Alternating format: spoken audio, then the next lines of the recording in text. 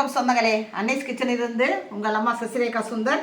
இன்றைக்கி நம்ம கிச்சனில் பார்த்தீங்கன்னாக்கா ரொம்ப ஸ்பெஷலானாக்கா திருவாதிரை களி செஞ்சு காட்ட போகிறேன். அதுக்கு என்னென்ன பொருள் வச்சுருக்கான்னு பார்க்கலாம் வாங்க. இது பார்த்தீங்கன்னா சிதம்பரம் நடராஜர் கோயிலில் பார்த்தீங்கன்னாக்கா இது வந்து பிரசாதமாக செய்கிறது, நெய்வேத்திய பிரசாதம் செய்கிறது. இதுக்கு என்னென்ன பொருள் வச்சுருக்கேன்னு பார்க்கலாம் வாங்க. பச்சரிசி பார்த்தீங்கன்னாக்கா 1 டம்ளர் அளவுக்கு எடுத்து வச்சுருக்கேன் நான்.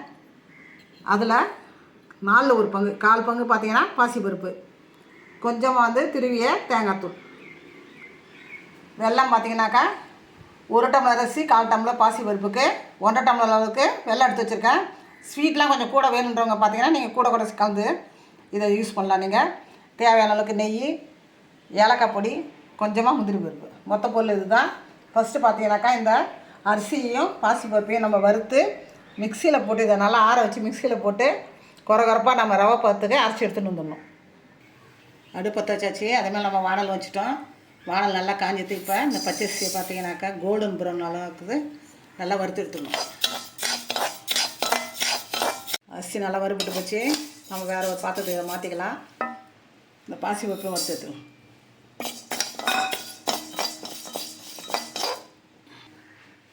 பாசிப்பருப்பு நல்லா வறுத்துட்டோம். இதையும் வந்து பாத்திரத்தை மாற்றிக்கலாம்.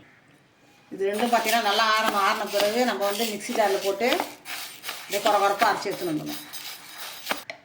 இந்த வானல்லே பார்த்தீங்கன்னா கொஞ்சமாக நெய் விட்டு நம்ம இந்த முந்திரி பருப்பை வறுத்து எடுத்துக்க வேண்டியதுதான்.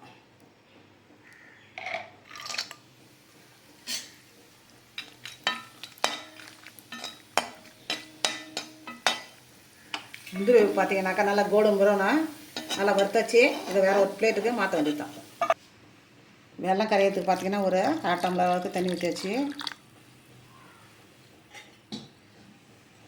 வெல்லம் நல்லா கொதிச்சதும் இது பார்த்தீங்கன்னா பாகுபாதம் எதுவும் தேவையில்லை. வெல்லம் நல்லா கொதிச்சாலே போதும். கொதிச்சதும் பார்த்தீங்கன்னா வடிகட்டி நம்ம இந்த திருவாதிரை களியை ரெடி பண்ண வேண்டியதுதான். மிக்ஸி ஜாரில் போட்டு நல்லா ரவை பார்த்து நம்ம இதை வந்து உடச்சி எடுத்துருந்தாச்சு. இப்போ கிச்சனில் போய் என்ன செய்யலாம் பார்க்கலாம். அடுப்பற்ற வச்சாச்சு. அது மேலே நம்ம பாத்திரம் வச்சாச்சு. இந்த வெல்லத்தை வந்து நல்லா கொதிக்க வச்சாச்சு. டஸ்ட்டு இல்லைனாக்கா ஏதாவது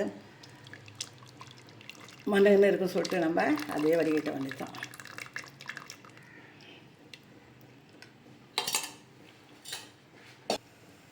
அரிசியும் பாசிப்பருப்பும் சேர்ந்து 1.25 டம்ளரு. இதுக்கு நம்ம வந்து 3 டம்ளர் அளவுக்கு தண்ணி வச்சா போதும். ஏற்கனவே நம்ம வந்து வெல்லத்தை வந்து கரைச்சல் நம்ம 1/2 டம்ளர் தண்ணி சேர்த்துருக்கோம். மறுபடியும் பார்த்திங்கன்னா 2 டம்ளர் தண்ணி, மொத்தம் 3 டம்ளர் தண்ணி சேர்க்கணும்.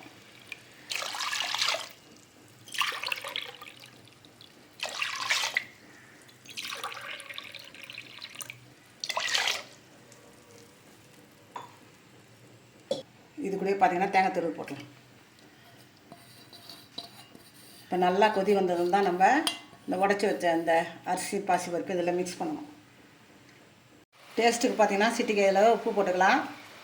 இந்த வெல்லமும் தண்ணி கலந்து நல்லா கொச்சிட்டு இப்போ நம்ம உடச்சி வச்ச இந்த அரிசி பாசிப்பருப்பை இதை மிக்ஸ் பண்ண வேண்டியதுதான். கொஞ்சம் கொஞ்சமாக போட்டு கலந்து அடுப்பை பார்த்திங்கன்னா ஸ்லோவில் வச்சுக்கணும்.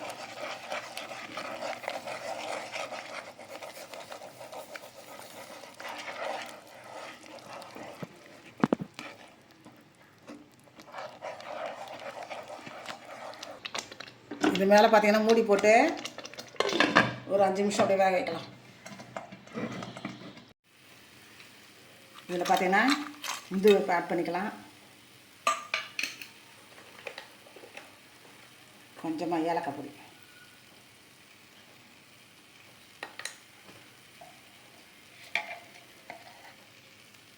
நெய் நம்ம கொஞ்சம் தாராளமாக ஊற்றலாம். அதான் டேஸ்ட் சூப்பராக இருக்கும். பார்த்தீங்கன்னா அதில் இப்போ இதை நல்லா கிளறிட்டு நம்ம கீழே இறக்கி வச்சு வேறு ஒரு பாத்திரத்துக்கு நான் மாற்றி காட்டேன். நம்ம அனேஸ் கிச்சனில் பார்த்தீங்கன்னா இன்றைக்கி பச்சரிசியும் பாசிப்பருப்பு வச்சு தான் நான் திருவாதிரை களி செஞ்சு காட்டிட்டேன். ரொம்ப ஈஸியாக இருந்து பார்த்தீங்கன்னா இது சுவாமிக்கு வந்து நைவேத்தியம் பண்ணிடுது.